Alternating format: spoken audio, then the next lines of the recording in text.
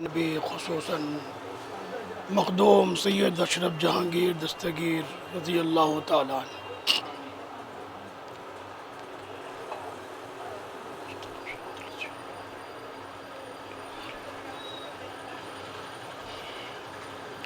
سرورا شاہ کریمہ دستگیرہ اشرفا، حرمت روح پیمبر یک نظر کن سوئے ماں۔ یا پیر مخدوم اشرف جہانگیر دست من زارو ناتوانگیر، اے اشرف زمانہ زمانے مدد نما، درہائے بستہ راز کلید کرم کشا۔ وصلی اللہ تعالی علی خیر خلقہ سیدنا محمد وعلی آلہ وصحبہ اجمعین برحمتک یا ارحم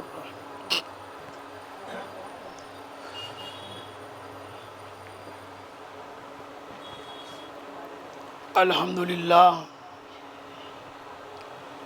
الحمدللہ وکفا وسلام علی عبادہ الذین اصطفیٰ، اما بعد۔ اعوذ باللہ من الشیطان الرجیم، بسم اللہ الرحمن الرحیم۔ ان اولیاؤہ الا المتقون، صدق اللہ مولانا العظیم وصدق رسولہ النبی الامین المتین الکریم۔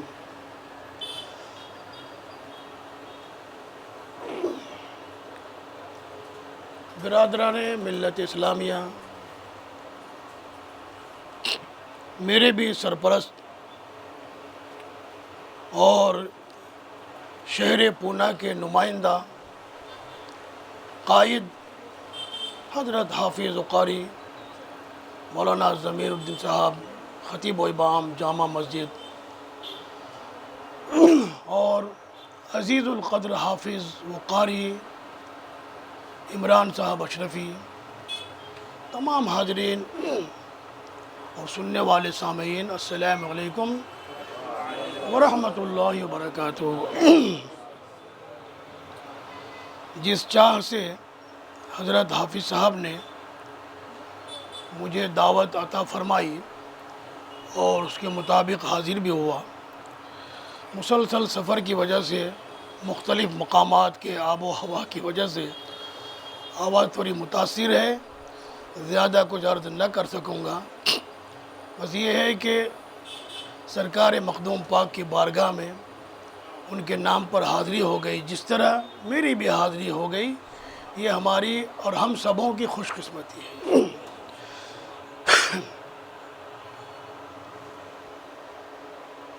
سرکار مخدوم پاک سید اشرف جہانگیر پیران پیر رضی اللہ تعالی عنہ وارضہ وعنا کون ہے؟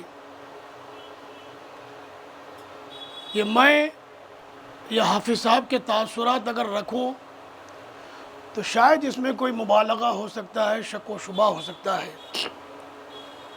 میں ایک ایسی ہستی کا قول اور ان کا نقل آپ کے سامنے رکھتا ہوں جس کو ہم آپ تو کیا، سنیت تو کیا، وہابیت بھی اس کو جھٹلا نہیں سکتی۔ وہ کون شخص ہیں؟ محقق علی الاطلاق شیخ عبدالحق محدث دہلوی۔ یہ کون ہے؟ جس وقت سبھی سنی تھے، اہل سنت والجماعت پر چلنے والے، علیکم بسنتی و سنت الخلفاء الراشدین پر سبھی عمل کرنے والے تھے، کوئی وہابی نہ تھا، کوئی دیوبندی نہ تھا، تو ان کو سبھی مانتے ہیں، جس طرح ہم آپ مانتے ہیں، وہابیہ بھی مانتے ہیں، دیابنا بھی مانتے ہیں۔ تو وہ فرماتے ہیں، وہ ایک نقل کرتے ہیں، خواجہ غریب نواز سلطان الہند علیہ الرحمہ والرضوان کے ایک قول کو نقل فرماتے ہیں۔ وہ کیا قول ہے؟ وہ قول یہ ہے کہ سرکار خواجہ غریب نواز ارشاد فرماتے ہیں کہ میرے مریدین میں ظاہر بات ہے اس وقت کون تھے؟ خواجہ قطب الدین بختیار کاکی رہے ہوں گے، خواجہ فرید الدین گنج شکر رہے ہوں گے، خواجہ محبوب الہی نظام الدین اولیاء رہے ہوں گے۔ ان سے ارشاد فرما رہے ہیں کہ میرے مریدین میں ایک داخل ہونے والا میرے مریدوں میں ایک ایسا داخل ہوگا جو اپنے وقت کا غوث ہوگا، ان کا نام محمد اشرف ہوگا، اور اس کی وجہ سے میرے مریدین کے سلسلہ چشت اہل بہشت پوری دنیا میں چھا جائے گا۔ میں ساؤتھ افریقہ گیا تھا، وہاں بھی دیکھا کہ حضرت کے مریدین ویسے ہی ہیں جس طرح یہاں پر ہیں۔ حضرت ابو الحسن میاں میرے ایک ساتھی ہیں اور سید زادے ہیں، حضرت جیلانی میاں کے بھانجے ہیں۔ ارے قاری صاحب یہاں کیا ماننے والے ہیں، اشرفی ہیں، آپ لسبون میں آ کر دیکھو، بلیک بون میں آ کر دیکھو، لندن برطانیہ میں آ کے دیکھو، اتنے مریدین ہیں۔ تو گویا یہ آنکھوں دیکھیے حق الیقین عین الیقین ہے کہ جہاں دیکھو سرکار غریب نواز نے جس طرح فرمایا تھا، آج ان کے مریدین پوری روئے زمین پر ہے۔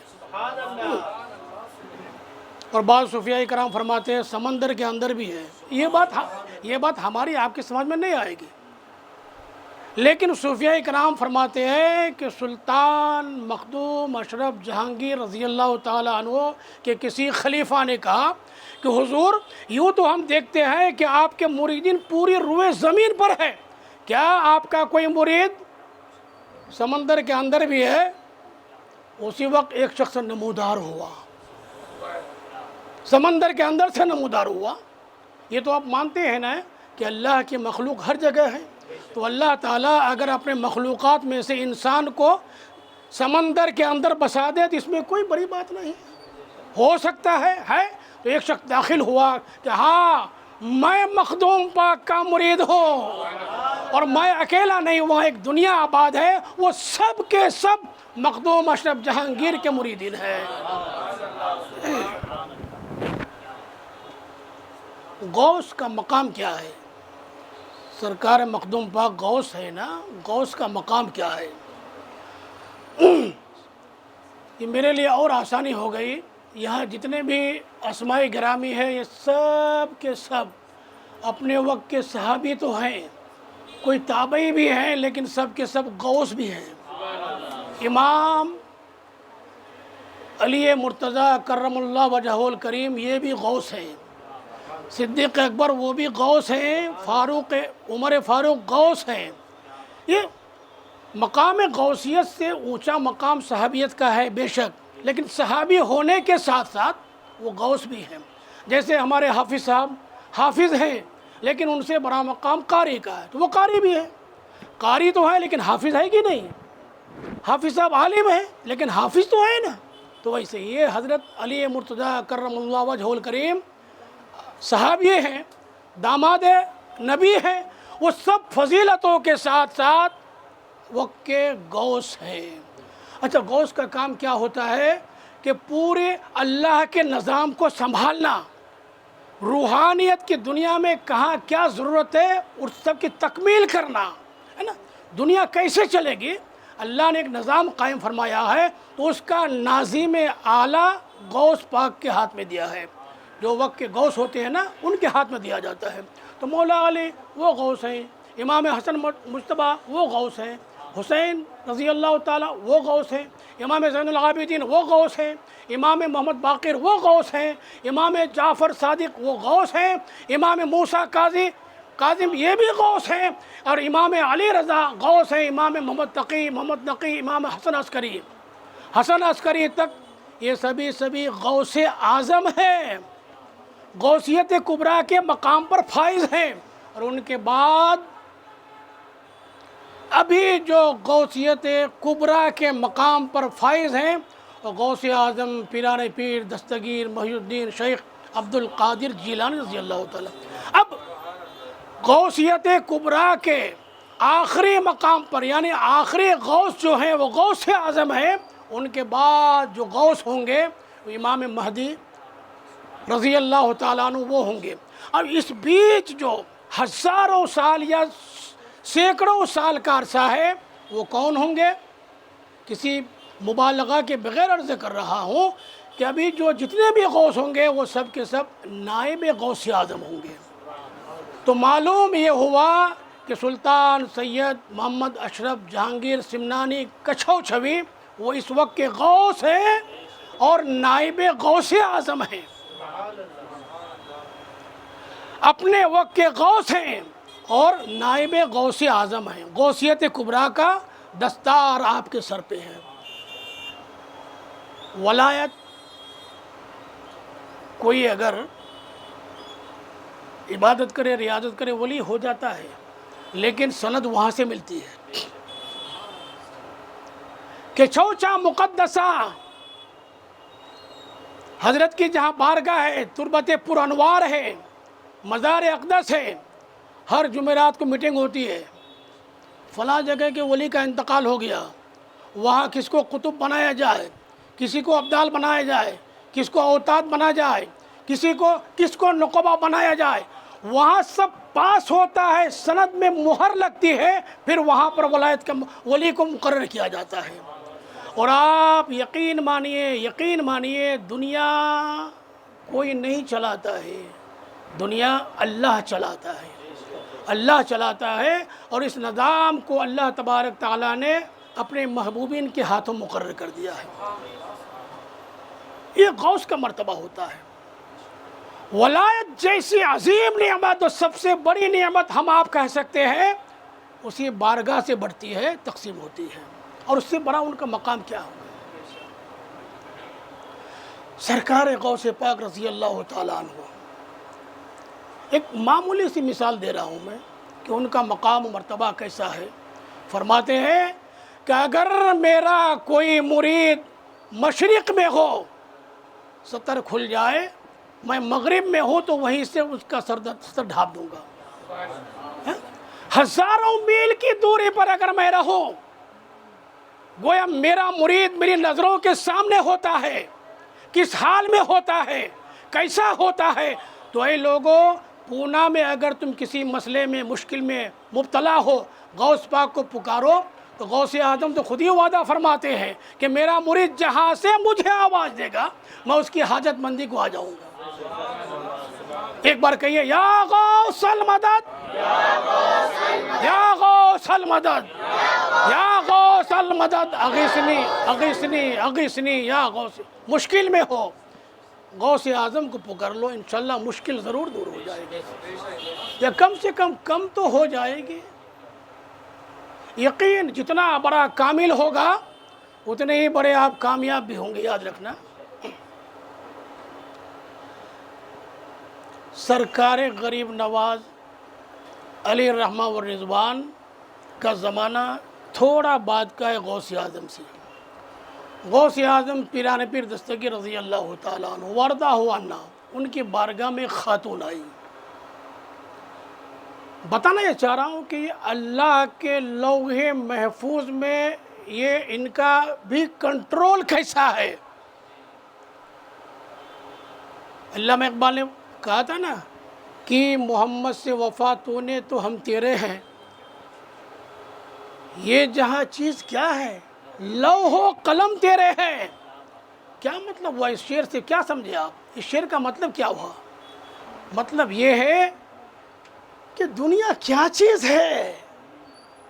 ارے لوح و قلم، وہ جو تختی میں، وہ اتنی بڑی تختی ہے جو ساتوں زمین ساتوں آسمان سے بڑی ہے۔ تختی بولو تو جہاں سب کچھ لکھا جاتا ہے نا، تو وہ قلم تمہیں ہم عطا کر دیں گے، وہ قلم تمہیں ہم عطا کر دیں گے، جس طرح چاہو لوح محفوظ کو رد و بدل کر ڈالو، یہ اختیارات دے دیں گے۔ تو جو اللہ کے محبوبین ہوتے ہیں نا، اللہ سے دعا مانگ کر، استغاثہ کر کے، دعا کر کے، اللہ سے رو دھو کر اللہ کو ایسا منا لیتے ہیں کہ اللہ تعالیٰ قلم اس کے ہاتھ میں دیتا ہے۔ قلم ہی لے لو نا، مٹا دو نا اس کو، اور اس کی جگہ جو چاہے لکھ لو نا۔ یہ پاور کس کے ہاتھ میں ہوتا ہے؟ جو اغواس ہوتے ہیں، غوث ہوتے ہیں، غوث اعظم ہوتے ہیں، اللہ کے ولی ہوتے ہیں۔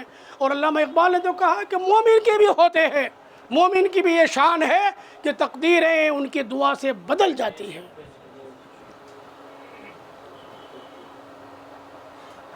اس جہت کو آتا ہوں میں۔ سرکار غوث اعظم کی بارگاہ میں خاتون آئی، عرض کیا کہ یا غوث اعظم پیران پیر دستگیر رضی اللہ تعالیٰ عنہ، میرے لڑکا، جوان لڑکا تھا، اس کا انتقال ہو گیا ہے۔ اچھا، اللہ مغفرت کرے۔ کہ نہیں حضور، میں نے دیکھا ہے کہ وہ عذاب میں مبتلا ہے، طرح طرح کے عذاب اس پر نازل ہو رہا ہے، دعا فرمائیے کہ وہ اللہ تعالیٰ اس عذاب کو ٹال دے۔ سرکار غوث اعظم رضی اللہ تعالیٰ عنہ کا پاور دیکھیے، کیا ارشاد فرماتے ہیں، کیا وہ میرا مرید تھا؟ کہ نہیں حضور، مرید نہیں ہوا تھا۔ اچھا، کسی میرے خلفاء کا مرید تھا؟ نہیں حضور، یہ بھی نہیں۔ اچھا، ان کے خلفاء کا کوئی مرید تھا؟ وہ نہیں تھا۔ اچھا، میرے وعظ و نصیحت کے مجالس میں کبھی وہ آتا تھا؟ کہ حضور یہ بھی نہیں ہو سکا۔ اچھا یہ بتاؤ، میرے دروازے کے سامنے سے کیا کبھی وہ گزرا تھا؟ کہاں حضور؟ ہاں حضور، آپ کے دروازے کے سامنے سے بارہا گزرتے ہوئے میں نے خود دیکھا ہے۔ سرکار غوث اعظم آنکھیں بند کرتے ہیں اور ارشاد فرماتے ہیں کہ عبد القادر کے دروازے سے گزرنے والا کیوں کر جہنم میں ہو سکتا ہے، مولا عذاب کو ٹال دے۔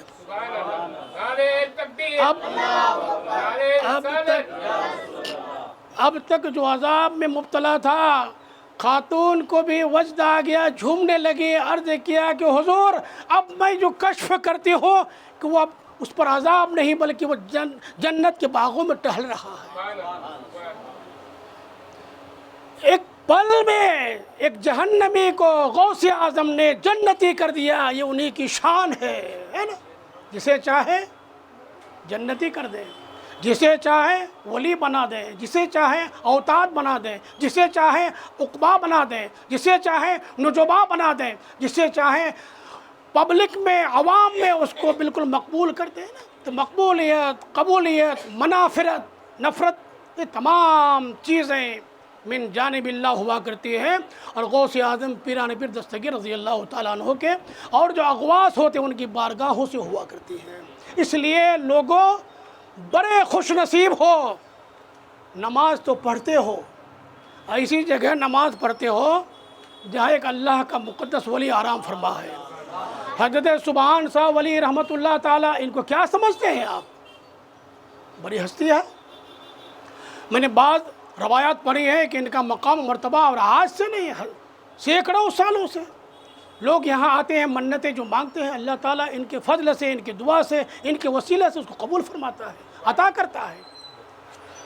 تو وہ نماز جو حضور پاک صلی اللہ علیہ وسلم کی دی ہوئی عبادت ہے، نماز تو کہیں بھی پڑھو آپ، اللہ تعالیٰ نے پورے روئے زمین کو مسلمانوں کے لیے مسجد بنا دیا ہے، جہاں چاہو نماز پڑھ لو، سوائے یہ کہ وہ جگہ پاک ہو، صاف ہو نا، صاف بھی ہو اور پاک بھی ہو۔ تو پورے روئے زمین پر آپ نماز پڑھ سکتے ہیں، مساجد میں نماز پڑھ سکتے ہیں، سٹی جامع مسجد میں نماز پڑھ سکتے ہیں، جتنی مساجد ہے سب کی فضیلت ہے، لیکن اس مسجد کی فضیلت کچھ اور ہے جہاں اللہ کا ولی آرام فرما رہے ہوتے ہیں۔ کیا حضرت؟ اللہ کے ولی جہاں آرام فرما رہے ہیں، گویا نماز کو بھی آپ نے ایسی جگہ ادا کیا ہے جہاں پر اللہ کے ولی آرام فرما رہے ہیں اور آپ کی نماز کے وہ شاہد ہو رہے ہیں۔ اللہ تو دیکھ رہا ہے، اللہ دیکھ رہا ہے اور اللہ والا بھی دیکھ رہا ہے۔ کوئی کہے نہ کہے، میدان محشر میں حضرت سبحان صاحب ولی کہہ دیں کہ مولا میں نے تو اس کو نماز پڑھتے ہوئے دیکھا ہے، مولا اس کے نماز کا کیا حساب لینا، مولا اس کے اعمال کا کیا حساب لینا، یہ تو میری بارگاہ میں آتا تھا، میرا جو ہے یہ بہت ہی مؤدب تھا، میرے بارگاہ کا اتنا ادب کرتا تھا، مولا تیری بارگاہ کا کتنا ادب کر رہا ہوگا۔ سبحان صاحب ولی اگر یہ فرما دے، بولو پھر حساب ہوگا۔ اس لیے حدیث پاک میں ہے، اللہ کے رسول جناب محمد رسول اللہ صلی اللہ علیہ وسلم ارشاد فرماتے ہیں کہ میری امت کے 70,000 ایسے لوگ ہوں گے جو بغیر حساب و کتاب کے جنت میں داخل ہو جائیں گے۔ اچھا، وہ 70,000 صرف نہیں، اس میں سے ہر ایک فرد 70,000 کے ہر ایک فرد جو ہے اپنے ساتھ 70,000 کو لے کر جنت میں جائے گا۔ اب اس کو ملٹیپل کرتے جاؤ آپ، 70,000 کو 70,000 سے آپ ضرب لگاؤ تو کتنے ہو جاتے ہیں؟ اتنے لوگ تو بے حساب و کتاب۔ اللہ فرمائے گا کہ میرے پیارے محبوب، حساب و کتاب تو بعد میں، نماز وغیرہ کا جائزہ بعد میں، اعمال کے نچوڑ بعد میں، حساب و کتاب بعد میں، پہلے جو بے حساب و کتاب ہوں گے، جو بے حساب والے ہیں، ان کو جنت میں بھیج دیں۔ تو یہ 70,000 اپنے ساتھ 70,000 کو جنت میں لے کے چلے جائیں گے، ان کو کچھ خبر بھی نہیں ہوگی حشر کیا ہے، نشر کیا ہے، حساب کیا ہے، میزان کیا ہے، کچھ نہیں۔ پل صراط کیا ہے؟ بے حساب، بے حساب۔ بے حساب کون جائیں گے؟ یہی اللہ والے، اور اللہ والوں سے عقیدت رکھنے والے، محبت رکھنے والے، یہی بے حساب جائیں گے۔ اب آئیے سیدنا مخدوم اشرف جہانگیر سمنانی، آپ وہاں جائیں تو صحیح، دیکھیں تو صحیح کیا ملتا ہے۔ میں نے بزرگوں سے سنا، ایک بار جا کر وہاں منت مان لو کہ مولا تیرے محبوب کی بارگاہ میں آیا ہوں، میرا یہ کام پورا کر دینا۔ سال پورا نہیں ہوگا کہ اگلے سال آپ نذرانہ لے کر جائیں گے۔ یہ سال جاؤ، کوئی معمولی سے منت مان لو، مخدوم پاک تمہارے محتاج نہیں ہے، بس حاضری، یہ بھی تمہاری سعادت مندی کے لیے ہے۔ ارے اس بارگاہ میں جو حاضری دے دیں، میں نے سنا ہے، بزرگوں نے فرمایا ہے، صوفیاء کرام فرماتے ہیں کہ ہر لمحہ، ہر لمحہ، یہ آپ کی ہماری سمجھ میں آئے یا نہ آئے، بزرگان دین فرماتے ہیں کہ حضرت خضر علیہ السلام تشریف لاتے ہیں اور ان کی ہوا ہر زائر کو لگتی ہے۔ تو جس کو خضر علیہ السلام کی ہوا لگ جائے تو بولو کتنا بڑا مقام و مرتبہ والا ہوگا۔ تو سلطان مخدوم اشرف کی بارگاہ وہ بارگاہ ہے کہ کچھ ملے نہ ملے، حضرت خضر علیہ السلام کی ہوا تو ضرور مل جاتی ہے، ان کے دامن کرم کی ہوا تو مل جاتی ہے۔ اور کیا چاہیے مسلمانوں؟ اللہ کے نبی کی آپ زیارت کر سکتے ہو؟ نہیں، اللہ والے ہی کرتے ہیں نا۔ ان کے دامن کرم کی ہوا لگ جائے، کہاں جاؤ گے؟ مخدوم پاک کی بارگاہ میں جاؤ، وہاں غوث بھی ملیں گے، اغواث بھی ملیں گے، اوتاد بھی ملیں گے۔ ہو سکے تو جمعرات کی رات وہاں گزار لینا، وہ جمعرات کی رات ہی کو وہاں میٹنگ ہوتی ہے۔ سیدنا مخدوم اشرف جہانگیر سمنانی کچھوچھوی رحمۃ اللہ تعالیٰ علیہ ابھی دنیا میں تشریف نہیں لائے، آپ کی ولادت باسعادت نہیں ہوئی۔ ان کے والد ماجد حضرت ابراہیم رضی اللہ تعالیٰ عنہ وارضہ عنہ مغموم ہیں، اداس ہیں، گھر میں 3 بیٹیاں ہیں، اولاد نرینہ کوئی نہیں ہے، اولاد ذکور کوئی نہیں ہے، کوئی لڑکے پیدا نہیں ہوئے ہیں، مغموم ہیں، لیکن بادشاہ ہیں۔ بادشاہ بھی مغموم ہوا کرتا ہے، کس کے لیے؟ اولاد کے لیے۔ سب جھکائے ہوئے ہیں، کئی دنوں سے پریشان ہے۔ پھر ہوتا کیا ہے؟ حضور کے اولاد تھے نا، حضور علیہ السلام تشریف لائے، ارشاد فرمایا ابراہیم کیا بات ہے، اولاد چاہیے؟ کہا حضور اگر میری سلطنت میں کوئی میرا لڑکا پیدا نہیں ہوا تو اس سلطنت کو کون سنبھالے گا؟ اللہ کے رسول جناب محمد رسول اللہ صلی اللہ علیہ وسلم نے ارشاد فرمایا اے ابراہیم تو اولاد چاہتا ہے، ایک چاہتا ہے، ایک نہیں، میں تجھے 2 عطا کرتا ہوں، میں تجھے 2 لڑکے دیتا ہوں، ایک تیرے لیے ہوگا، ایک میرے لیے ہوگا۔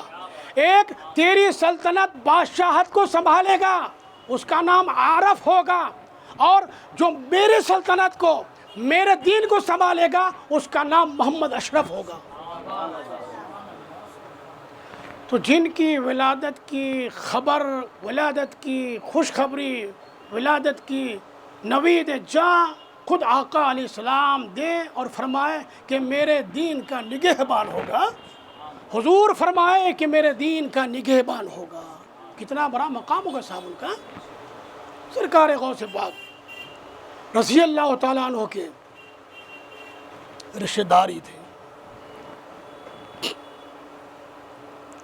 سیدنا مخدوم اشرف جہانگیر سمنانی رضی اللہ تعالیٰ عنہ، روایتوں میں، معتبر روایتوں میں آتا ہے کہ آپ 5 سال کی عمر میں حافظ و قاری ہو گئے تھے، اور ایک نہیں 7 قرات کے قاری ہو گئے تھے. اچھا، وہ یہ ہماری آپ کی جو ہے نا بہت بڑی کمی ہے کہ ہم نے 7 قرات کا نام تو سنا ہے، کبھی نام سنا ہے، کسی قاری کو پڑھتے ہوئے نہیں سنا.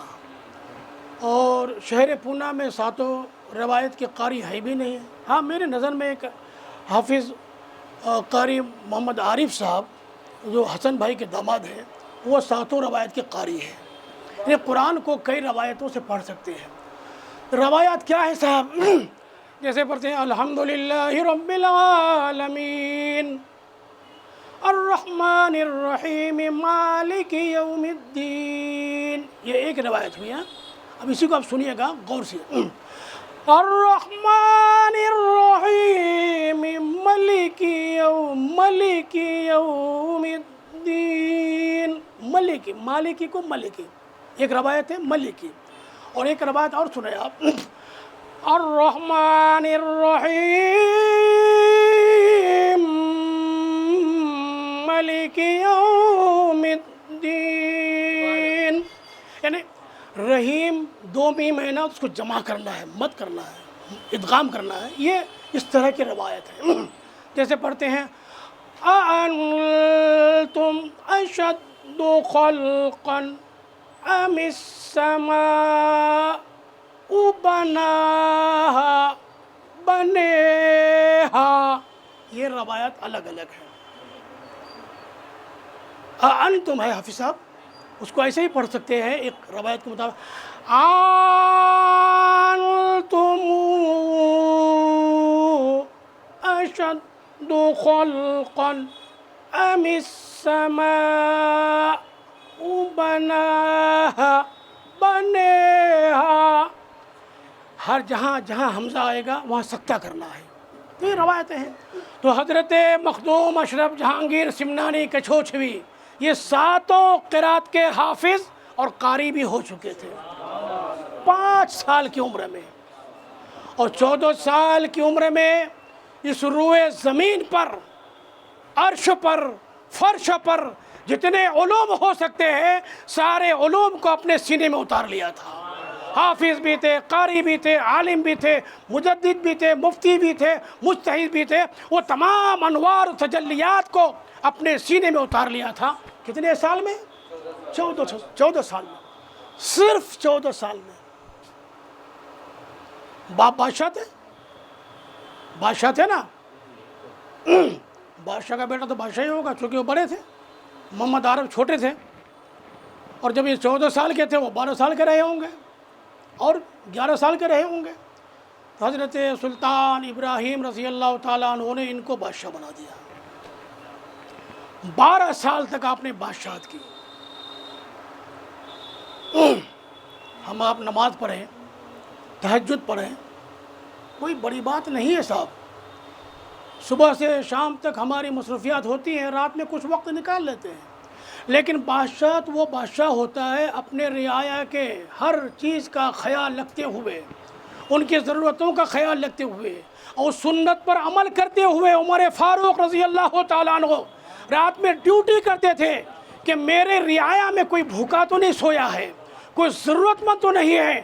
آخر اسی گھرانے میں سے انہی کے چاہنے والے، انہی کے ماننے والے اپنے وقت کے بادشاہ تو تھے، لیکن عالم بھی تھے، مجتہد بھی تھے اور مفکر بھی تھے. اور ایسی وہ شخصیت تھی کہ حضرت اویس قرنی بشارت دینے آتے تھے کہ حضرت آپ یہ وظیفہ کر لیا کریں. حضرت مخدوم اشرف جہانگیر رضی اللہ تعالیٰ عنہ وارض عنا کی بارگاہ میں بڑی بڑی شخصیات آ کر اپنی اوراد، اور اپنے وظائف دیا کرتے تھے، یہ وظیفہ کر لیں۔ ان وظائف کو پڑھنا، نمازیں پڑھنا، تہجد پڑھنا، وہ ساری چیزوں کا خیال رکھتے ہوئے اپنی رعایا کا خیال رکھنا ہے نا، وہ سب چیزوں کا کوئی آسان نہیں تھا صاحب، لیکن کیا پتہ، بلکہ کیا معلوم، فرائض تو فرائض آپ کی زندگی سے کبھی کوئی تسبیح نہیں چھوٹی ہے، سنتیں تو سنتیں ہیں، کوئی تسبیح نہیں چھوٹی ہے، کوئی ذکر نہیں چھوٹا، کوئی اذکار نہیں چھوٹے، سارے معمولات پر عمل کرتے ہوئے بادشاہت کے کام کو انجام دینا یہ کوئی آسان نہیں تھا۔ یہاں تک کہ 12 سال تک آپ نے بہت ہی کامیابی کے ساتھ بادشاہت کا نظام سنبھالنے کے بعد دیکھا کہ کچھ مشکلات تو ہے صاحب، سلطنت کو ترک فرما دیا۔ والدہ سے کہا کہ میں چاہتا ہوں کہ اس بادشاہت کو چھوڑ دوں، ترک کر دوں۔ تو والدہ نے فرمایا کہ دیکھو، اس طرح تم بادشاہت کو چھوڑ کے نہ جاؤ، اپنے جانشین مقرر کر کے محمد عارف کو اس تخت پر بٹھا دو پہلے، پھر بہت ہی شان و شوکت کے ساتھ تم اس سلطنت سے نکلو، تاکہ لوگ یہ سمجھیں کہ بادشاہ کسی شکار پہ یا کسی معرکے پر گیا ہوا ہے، اس طرح جاؤ۔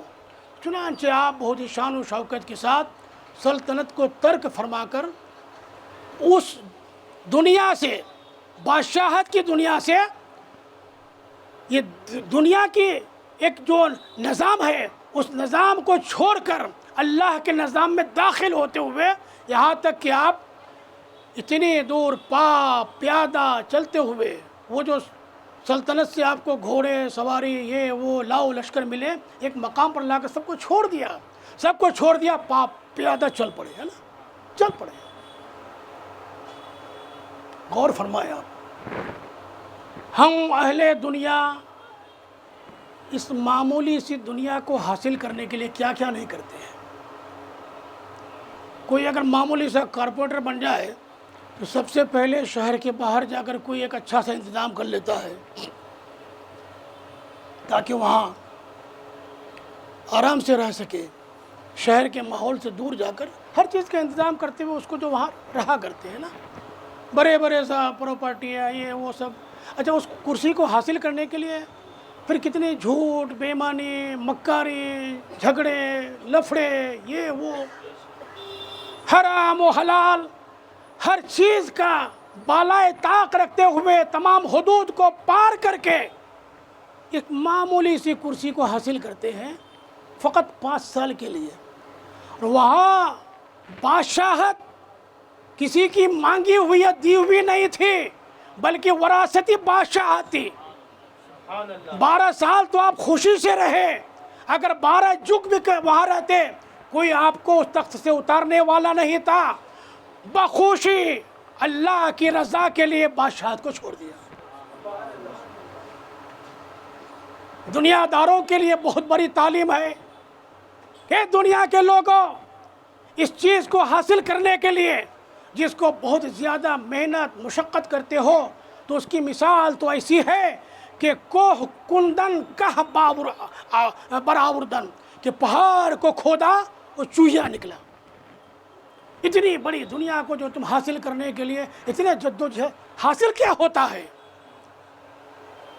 مٹھی باندھ کے آئے تھے اور مٹھی کھول کر جا رہے ہیں، یہی تو دنیا ہے نا صاحب۔ تو لوگوں وہ کام مت کرو جو ہمارے بزرگوں نے نہیں کیا ہے، بزرگوں نے وہ کیا ہے، دنیا کو چھوڑا ہے۔ اللہ کے رسول علیہ السلام کے سچے جانشین مولا علی مشکل کشا رضی اللہ تعالیٰ عنہ وارضا عنہ نے یوں درہم کو لیا، پھینکا، تجھے طلاق دیا، تجھے طلاق دیا، تجھے طلاق دیا۔ دنیا کو اس طرح ترک کرنے والا، بولو اس کی طرح کوئی معتبر اور اس کی طرح کوئی ہستی دنیا میں کوئی آیا ہے کیا؟ مولا علی ہیں، وہ شیر خدا ہیں، اور اللہ کے رسول علیہ السلام جو فرماتے ہیں فاطمہ میرے دل کا ٹکڑا ہے، اس ٹکڑے دل کے، اللہ کے نبی کے دل کے ٹکڑے کے وہ شوہر نامدار ہیں۔ اتنا بڑا اعزاز کسی کو ملا ہے؟ خاتون جنت کا شوہر ہونا یہ کوئی معمولی مرتبہ ہے؟ کون ہے وہ؟ دنیا کا سب سے غریب انسان ہے. شادی کے وقت ان کا گھر بھی نہیں تھا، ایک گھر بھی نہیں تھا. اللہ کے رسول علیہ السلام نے ارشاد فرمایا اس کے لیے تھوڑا سا گھر بنا دو. زمینیں تو فری ملتی تھی، فری ہوا کرتی تھی، بس 4 دیواریں. کیسی؟ وہ جو کچی دیواریں ہوتی ہیں، ٹٹی کی دیواریں وہ ہوتی ہے، وہ بانس پتھرے یہ وہ سب ملا کر گھر بناتے ہیں. گھر بن گیا صاحب. تو اس طرح کون ہے؟ اللہ کے رسول علیہ السلام کے داماد. تو ان کا یہ زندگی کا نظارہ ہے، ہر طرف غربت ہی غربت ہے. لیکن دنیا کا غریب انسان اگر تاجدار ہے تو وہ آخرت کے تاجدار ہے. دنیا کا جو غریب ہوتا ہے آخرت کا وہ تاجدار ہوتا ہے. ہاں سنو، دنیا کا بھی اگر تاجدار ہو اور روحانیت کا بھی تاجدار ہو، اس کے لیے بہت دل اور جگر چاہیے صاحب، کہ دنیا بھی ہاتھ میں رہے. اللہ کے رسول نے فرمایا دنیا تیرے ہاتھ میں رہے، تیرے دل میں نہ اتر جائے. تو یہ اللہ والے وہ ہوتے تھے، دنیا تو ان کے ہاتھ میں ہوتی تھی، دل میں نہیں اترتی تھی، ہے نا. تو دل میں نہ اتارے، دنیا کو دیکھے، دنیا کے تمام دولت ان کے قبضے میں ہو لیکن اس کا صحیح استعمال بھی ہو. لوگوں، اللہ نے تمہیں اگر دولت دی ہے، مال دیا ہے، جاہ دی ہے، عزت و وقار دیا ہے تو اس کا صحیح استعمال کرنا بھی سیکھو. تمہاری پہنچ بہت اوپر ہے تو کسی کو اوپر نہ پہنچا دینا. اوپر پہنچانا اپنے حساب سے پہنچانا، جہاں وہ چاہے وہاں تک پہنچانا.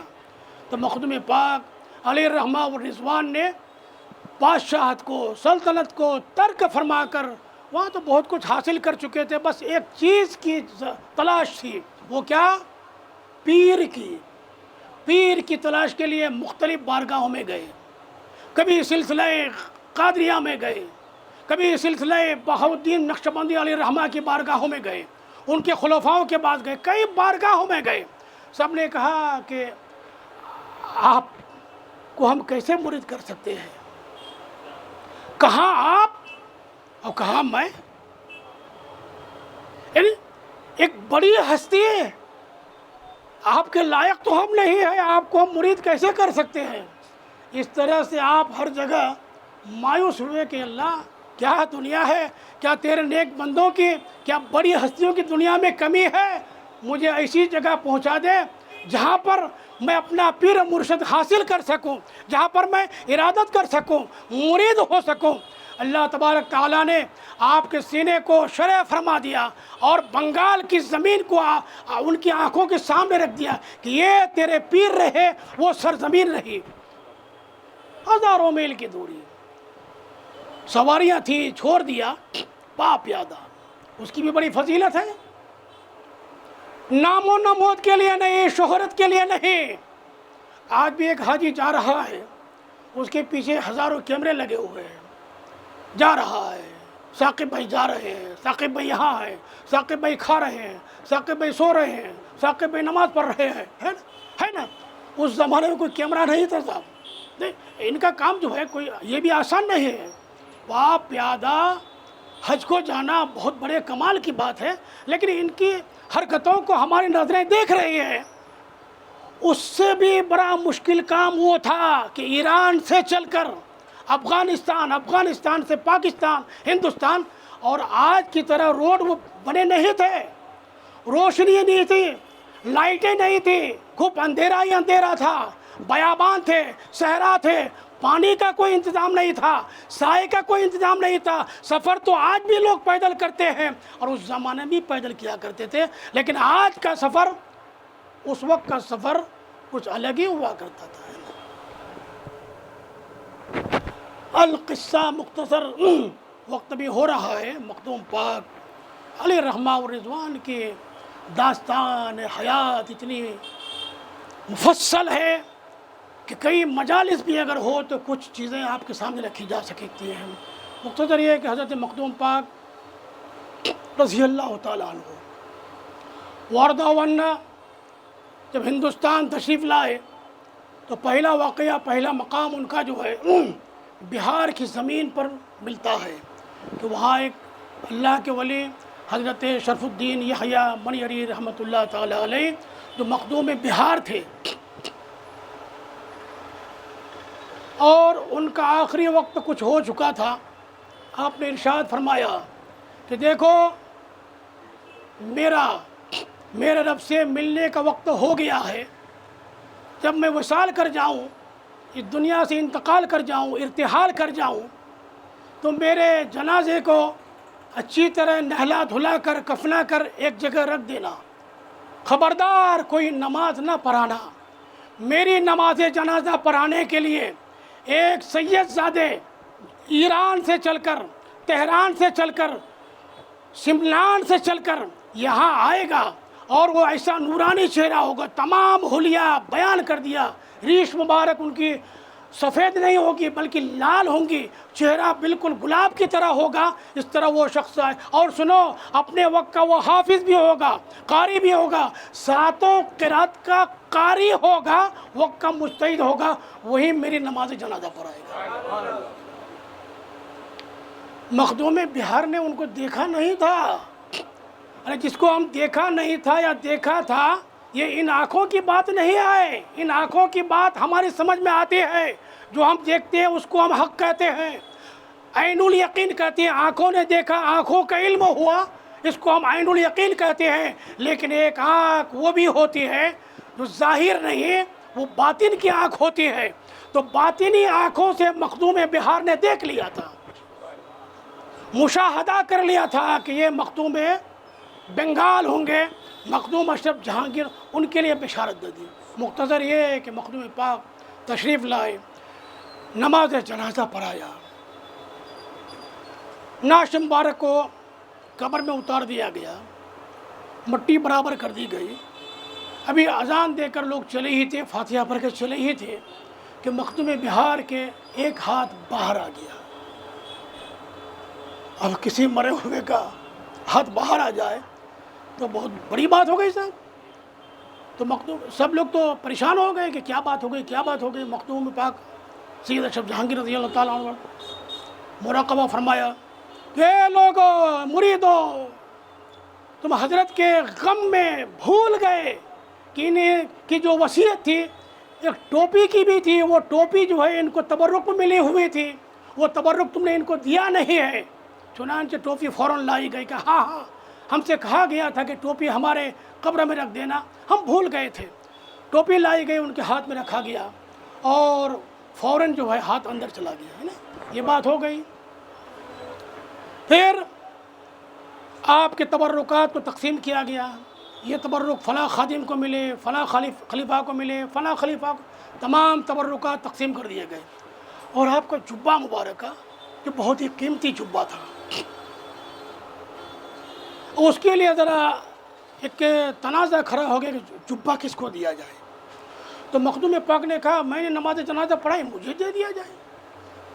کہ نہیں، آپ تو ابھی آئے، آپ کو یہ جبہ کیسے مل سکتا ہے؟ ہم تو برس سے خدمت کر رہے ہیں، یہ جبہ ہمیں ملنا چاہیے. تو سرکار مخدوم پاک نے ارشاد فرمایا ٹھیک ہے، اس جبے کو لا کر آپ کے مزار پر رکھ دو. رکھ دیا گیا. اٹھاؤ.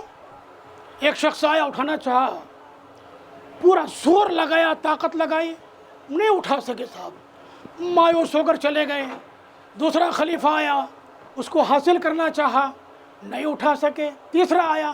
اس طرح مجمع میں جتنے خلفاء تھے، جتنے مریدین تھے، سبھی نے زور آزمائی کی کہ کسی طرح وہ جبہ پیر کا ہمیں مل جائے.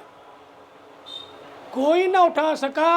مخدوم پاک سید اشرف جہانگیر نے جیسے ہی ہاتھ رکھا، وہ جبہ شریف چل کر آپ کے ہاتھوں میں آ گیا، اور آپ نے اس کو ذیب تن فرمایا. آپ نے اس کو اور لیا، ذیب تن فرمایا. تھوڑی دیر کے بعد وہ محفل سما بھی لگ چکا تھا. وہ قوالوں کو وہ جبہ اتار کر دے دیا. لوگوں نے کہا حضور اتنی محنت، اتنی مشقت سے ہمارے پیر و مرشد کے اس جبے کو آپ نے حاصل کیا اور آپ نے قوالوں کو دے دیا. تو سرکار مخدوم اشرف نے کیا فرمایا؟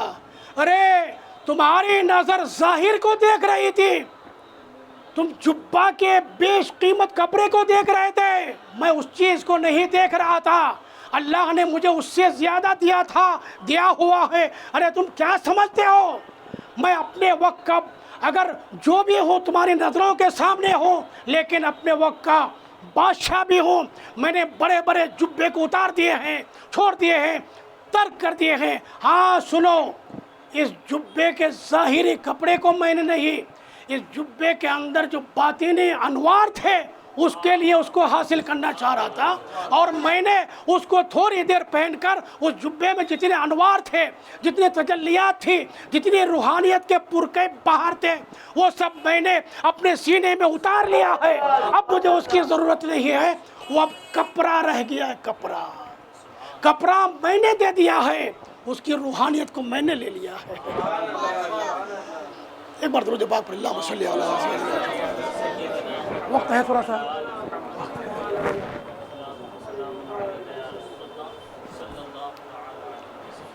سلطان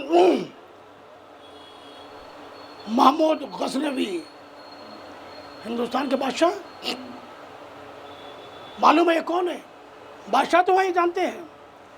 ان کے آبا و اجداد سید مشروب مخدوم اشرف جہانگیر سمنانی کچھوچھوی، جب سمنانی تھے، وہ سمنان کے بادشاہ تھے، تو اس زمانے کے، جس زمانے کو ہم جانتے ہیں، محمود غزنوی کے آبا و اجداد اس سلطنت کے غلام تھے۔ یہ بھی آپ تاریخ نوٹ فرمائے، تواریخ کے حوالے سے کہہ رہا ہوں کہ سلطان محمود غزنوی کے آبا و اجداد مخدوم اشرف جہانگیر کی سلطنت کے ادنا غلام رہا کرتے تھے۔ یہ اس گھرانے سے تعلق رکھتے ہیں، مخدوم اشرف جہانگیر سمنانی، کہ جہاں ہندوستان کے پہلے بادشاہ محمود غزنوی کے آبا و اجداد، ان کے بڑے دادا پر دادا لگ کر دادا ان کا غلام ہوا کرتے تھے۔ اور بڑی چیزیں چھوڑی، جبھی تو اللہ نے بڑی چیزیں عطا فرمائی۔ جتنا چھوڑو گے اتنا ملے گا نا۔ پھر بھی اللہ فرماتے ہیں فضل سے، من جاء بالحسنہ فلہ عشر امثالھا ومن جاء بالسیئہ فلا یجزی الا مثلھا، کہ اگر تم برائی کرو گے، جتنی برائی کرو گے برائی اتنی ملے گی، لیکن اگر نیکی ایک کرو گے تو ایک کا بدلہ ایک سے دینا ہماری شان کے خلاف ہے۔ لوگوں، میں ایک کے بدلے میں 10 دیا کرتا ہوں۔ من جاء بالحسنہ فلہ عشر کا مطلب ہے 10، ایک کرو گے تو ہم 10 دیں گے۔ کیا؟ نیکی، ایک نیکی کرو گے تو 10 دیں گے، نیکی کرو۔ تو مخدوم علاء الحق پنڈوی ادھر انتظار میں تھے، کیونکہ ان کو بھی بشارت ہو چکی تھی۔ بار بار خضر علیہ السلام وہاں تشریف لاتے تھے، آنے والا آ رہا ہے، آنے والا آ رہا ہے۔ سلسلہ چشت اہل بہشت میں داخل ہونے کے لیے مخدوم اشرف جہانگیر آ رہا ہے۔ چنانچہ پیر بھی انتظار میں، اور جب مالدہ کے قریب آپ کی سواری آئی، بلکہ پیادہ آپ چلے آ رہے تھے، تو سرکار مخدوم علاء الحق پنڈوی ارشاد فرماتا ہے کہ بوئے یار می آیت، کہ مجھے یار کی خوشبو آ رہی ہے، مجھے یار کی خوشبو۔ کون کہہ رہے ہیں؟ اپنے وقت کا شہنشاہ بنگال، نہ صرف دنیاوی اعتبار سے، روحانی اعتبار سے شہنشاہ بنگال ہیں، اور اولیاء کرام کے تاجدار ہیں۔ وہ ارشاد فرماتے ہیں کہ بوئے یار می آیت، کہ میرے یار کی مجھے خوشبو آ رہی ہے۔ آ رہا ہے مرید آ رہا ہے، وہی مرید ہوا نہیں ہے، کوئی شخص آ رہا ہے کہ ارادت میں داخل ہونے والا ہے۔ آپ فرماتے ہیں میرا یار آ رہا ہے۔ آپ نے مختصر وقت میں، ارے مچھلی کے بچے کو تیرنا کون سکھائے؟ وہ تو فطری طور پر تیرنا جانتا ہی ہے، بس ایک سند کی ضرورت تھی، آپ نے عطا فرمائی، مرید بنا لیا، اور مختصر عرصے میں، پھر بھی 12 سال کے عرصے میں پھر مرید سے اتنا حاصل کیا پھر بھی سید مخدوم اشرف جہانگیر رضی اللہ تعالیٰ دل نہیں بھرا. مخدوم پاک بارہا ارشاد فرماتے ہیں کہ اشرف چلے جاؤ، وہاں تیرا انتظار ہو رہا ہے، وہاں انتظار ہو رہا ہے، تم سے بہت سے کام لینے ہیں. کہ حضور کچھ دن اور رہ لینے دیں، کچھ دن اور رہ لینے دیں. فیض پا رہے تھے، فیض مل رہا تھا. الغرض یہ کہ کئی سال گزر جانے کے بعد آخر کار آپ کو وہاں سے جدا ہونا پڑا. تشریف لائے جونپور. کشوچا سے کچھ پہلے ایک جونپور شہر ہے جو آج ایک معمولی سا گاؤں ہو کر رہ گیا گاؤں ہے، شہر چھوٹا سا شہر ہے. لیکن وہاں کبھی ایک سلطنت ہوا کرتی تھی. جس طرح اتر پردیش ایک سلطنت ہے، جونپور بھی ایک سلطنت تھی. وہاں ایک سلطنت تھی اور کئی اضلاع اس کے ضمن میں آیا کرتے تھے. تو سلطان مخدوم علاء الحق پنڈوی رحمۃ اللہ تعالیٰ علیہ نے وہاں کی نشاندہی فرمائی. وہاں تشریف لے گئے تو عرض کیا کہ حضور وہاں تو سنا بڑے کالے جادوگر رہتے ہیں. وہ کالے جادوگر رہتے تو ہے، تم بھی تو سفید پوش ہو، جاؤ تو صحیح، جاؤ تو صحیح. ارے ہندوستان کی تاریخ آپ پڑھیں، غریب نواز کو ان لوگوں نے نہیں چھوڑا ہے نا. غریب نواز کو ان شیاطین کا پیچھا کرنے کے لیے آسمانی دنیا پر جانا پڑا، آسمان تک ان کا پیچھا کرنا پڑا. ایسے ایسے کالے جادوگر تھے. تو اس زمانے میں کچھ جادوگر رہ گئے تھے. جبھی تو سلطان سید اشرف جہانگیر رضی اللہ تعالیٰ عنہ کے بارے میں سرکار غریب نواز نے ارشاد فرمایا تھا، اب وہ کام جو میں چھوڑ رہا ہوں میرا لخت جگر اس کو پورا کرے گا. جتنے جادوگر تھے جونپور میں، بڑے بڑے جادوگر تھے، ان کو چند دنوں میں ٹھیک ٹھاک کر دیا اور سب کو حلقہ اسلام میں لے لیا. نہ صرف حلقہ اسلام میں لے کر مسلمان بنایا بلکہ اپنے وقت کا ولی کامل بنا دیا. وہ شیاطین کے گڑھوں میں اس کا نام آج کیا ہے؟ روح آباد. وہ ارواح اولیاء کرام آتی ہیں اور ان کو اعزاز ملتے ہیں، مراتب ملتے ہیں، مناقب ملتے ہیں، ان کو پوسٹ ملتا ہے، مرتبہ ملتا ہے. وہاں کے اولیاء، وہاں دنیا اسلام کے جتنے بھی اولیاء کرام جو ولی بنتے ہیں، مہر تو وہی لگتے ہیں نا. مہر لگوانے کے لیے، سند کو معتبر کرنے کے لیے اس بارگاہ میں جاتے ہیں. آج بھی آپ جائیں صاحب، شروع میں ہی میں نے عرض کیا، اس سال جاؤ، دعا مانگ لو، اگلے سال انشاءاللہ منت پوری ہونے کے بعد پھر آپ خود بخود جائیں گے. اس ولی کی بارگاہ میں وہاں کے بے شمار اعجازات کرامات ہیں.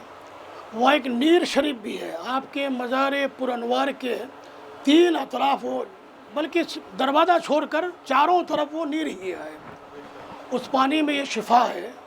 میں نے آنکھوں سے دیکھا کہ آپ کو خدا نہ خواستہ کتنا بھیانک داد، کھاج، کھجلی اور جو کچھ بھی ہو جائے، خدا نہ خواستہ اس پانی کو پی لیں، اس پانی سے نہا لیں.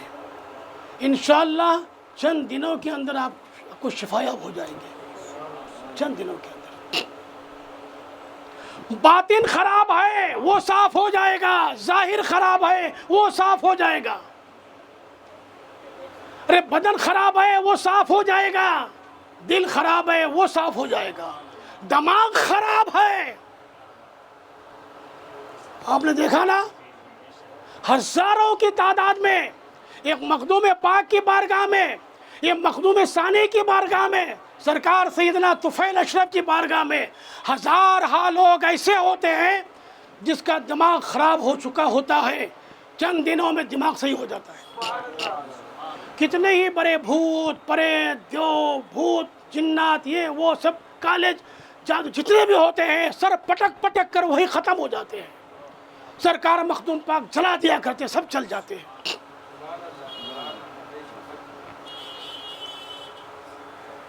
سرکار مخدوم پاک علیہ الرحمہ والرضوان ایک بار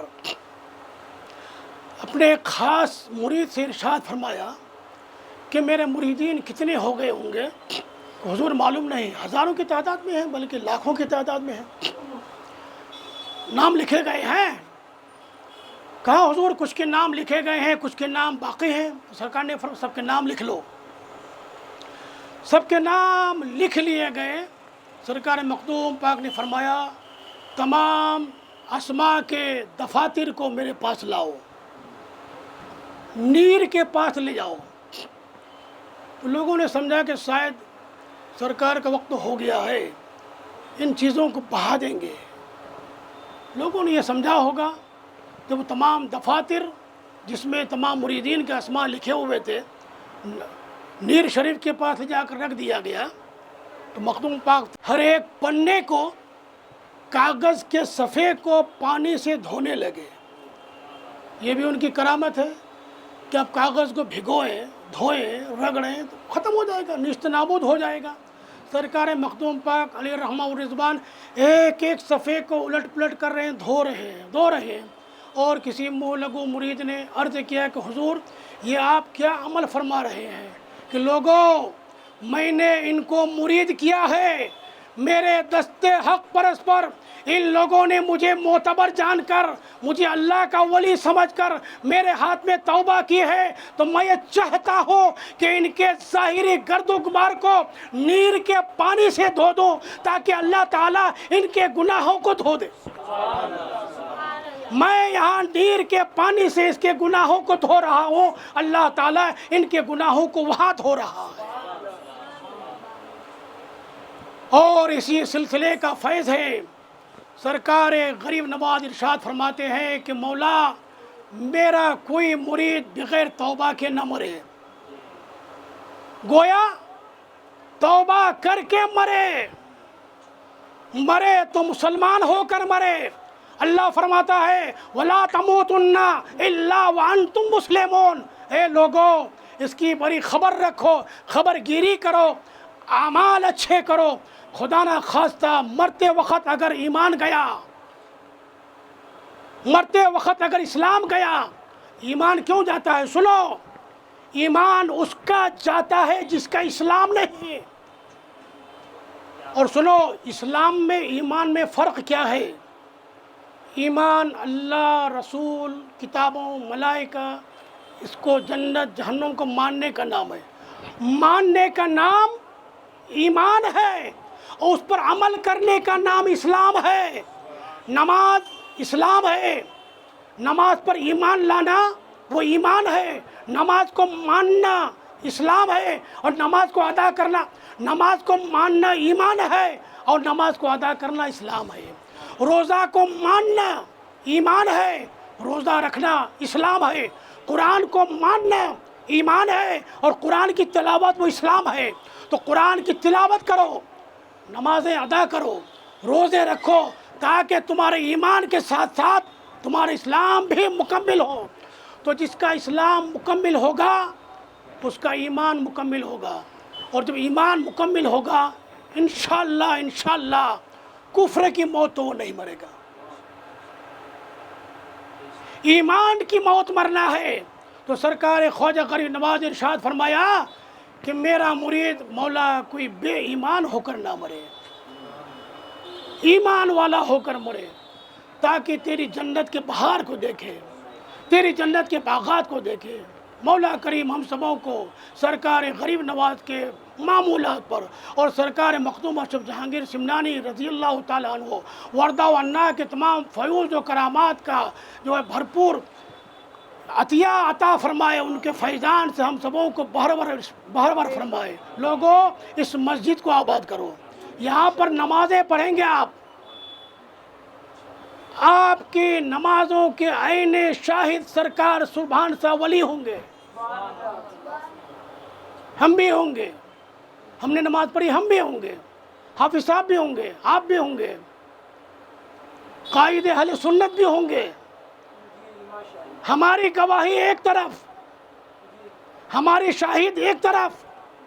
سرکار سبحان سا ولی فرما دیں کہ ہاں میں نے نماز پڑھتے ہوئے دیکھا تھا، بڑی بات ہو جائے گی، بیڑا پار ہو جائے گا.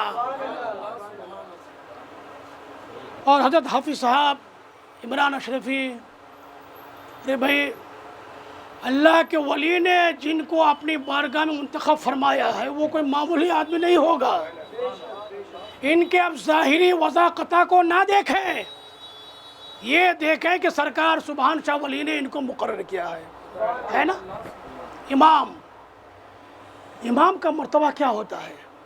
میں نے بھی قریش مسجد میں برسہ برس امامت کی، قمر الدین میں برسہ برس امامت کی، اور آج الحمدللہ سید نگر میں حضرت حافظ صاحب تشریف لے گئے ہیں، وہ ایک چھوٹا سا ادارہ قائم کیا ہوں، اسی مدرسے کو میں چلاتا ہوں، پڑھاتا ہوں اور نمازیں بھی پڑھاتا ہوں۔ عرض یہ کرنا چاہ رہا کہ نماز پڑھانے کا مرتبہ کیا ہے؟ نماز کی بڑی فضیلتیں امام صاحب بتاتے ہیں، اپنی فضیلت کبھی نہیں بتائی۔ یہ عرصہ دراز سے امامت کر رہے ہیں، پونا کی سب سے جامع مسجد سٹی جامع مسجد کی امام ہے، کیا کبھی انہوں نے اپنی فضیلت بیان کی کہ میں حافظ ہوں، قاری ہوں، شہر قاضی ہوں؟ نہیں فرمایا، حالانکہ وہ سب کچھ ہے، تمام چیزوں کے ہونے کے ساتھ ساتھ سنجیدہ ہے، متین ہے، شریف ہے، اور سب سے بڑی بات یہ ہے بے خطا ہے۔ کبھی ہم نے ان کو خطا کرتے ہوئے نہیں دیکھا، جب بھی دیکھا اچھی مجالس میں دیکھا، مسجد کی اگلی صف میں ہی دیکھا، مصلی پر ہی دیکھا، اپنے حجرے میں دیکھا، بازار گھومتے ہوئے نہیں دیکھا۔ کیا ان کی مثال لے لو یا ان کی مثال لے لو، یہ ایسی تمثیلات تمہارے سامنے ہے، کیا کبھی انہوں نے اپنی فضیلت بیان کی؟ نہیں، فضیلت آپ کی بیان کرتے ہیں۔ کیا کرتے ہیں؟ لوگوں نماز پڑھو، نماز پڑھ کے جنت میں جاؤ گے، تمہارے لیے باغات ہوں گے، تمہارے لیے حوریں ہوں گی، تمہارے لیے جنت ہوں گی، تجری من تحت الانہار، یہ سب چیزیں تمہارے بیان کرتے ہیں۔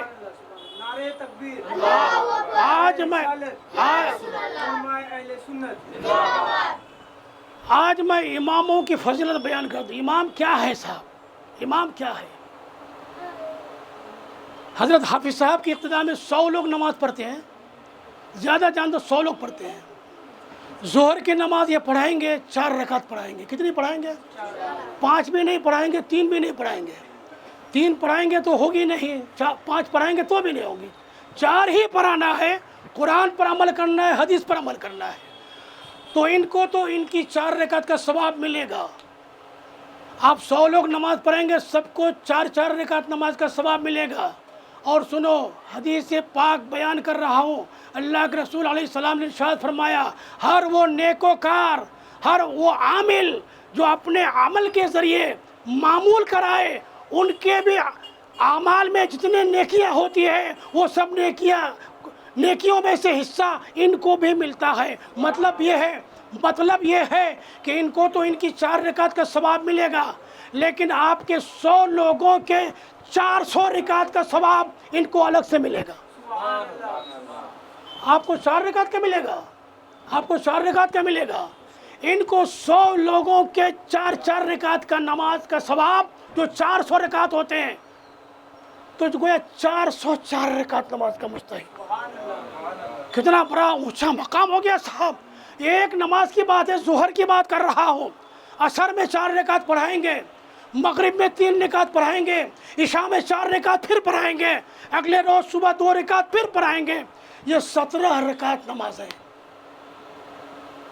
17 چوکے 72، 7200 رکعت نماز کا ثواب ان کے نامہ اعمال میں، اور آپ کو 17 رکعت نماز کا ثواب۔ ہے لوگوں، مرتبہ پہچانو اماموں کا۔ امام جس راستے سے چلیں اس راستے میں پھول بچھاؤ، تعظیم کرو، ان کی تکریم کرو، بڑا مقام اماموں کا ہے۔ ارے تمہارے کروڑوں خرچ کرنے پر جو ثواب تمہیں نہیں ملتا ہے، اللہ کی بارگاہ میں تمہیں بلا کر بڑے تعظیم کے ساتھ اللہ کی بارگاہ میں جو تمہیں جھکا دیتا ہے، یہ بہت بڑا کارنامہ ہے ان کا۔ اچھا، قاری صاحب نے کیا مسئلہ بیان کر دیا کہ ہماری 400 رکعت کی نماز کا ثواب ان کو مل گیا ہے؟ ان کو تو مل گیا، سنو، یقیناً مل گیا، لیکن تمہاری نمازوں میں کوئی کمی نہیں ہوئی صاحب، تم کو تمہارا ثواب ملے گا۔ اللہ تبارک تعالیٰ اپنے فضل سے الگ سے 400 رکعت کا ثواب ان کو دے گا۔ اللہ تبارک تعالیٰ ہمیں آپ کو ہم سبوں کو نیک عمل کی توفیق عطا فرمائے. اس مسجد کو آباد کریں, اس مسجد کو آباد کریں, اماموں کی تعظیم کریں. آج یہی مخدوم پاک علیہ الرحمہ والرضوان کے عرس میں آپ کو میں پیغام دے رہا ہوں. سرکاروں کی بارگاہ میں آئے, ان کی بارگاہ میں آ کر دعا مانگیں, اللہ تعالیٰ قبول فرماتا ہے. سرکار مخدوم پاک علیہ الرحمہ والرضوان کے ایک نائب اور بھی ہیں, بڑی درگاہ ہے, چھوٹی درگاہ ہے, وہ سب سرکار مخدوم پاک کے نائبین ہیں. وہاں بھی آپ جائیں, یہاں بھی آئیں, نمازیں پڑھیں, یہ اس کی شاہد ہو جاتے ہیں, گواہ ہو جاتے ہیں. اللہ کی بارگاہ میں یہ دعا کرتے ہیں, گواہی دیتے ہیں کہ مولا ہو گیا. استغفر اللہ ربی من کل ذنب واتوب الیہ. ہم سب کے ساتھ آپ ایک بار کلمہ توبہ طیبہ پڑھ لیجیے. لا الہ الا اللہ, لا الہ الا اللہ, لا الہ الا اللہ, محمد رسول اللہ. وآخر دعوانا ان الحمد للہ رب العالمین. السلام علیکم ورحمۃ اللہ وبرکاتہ.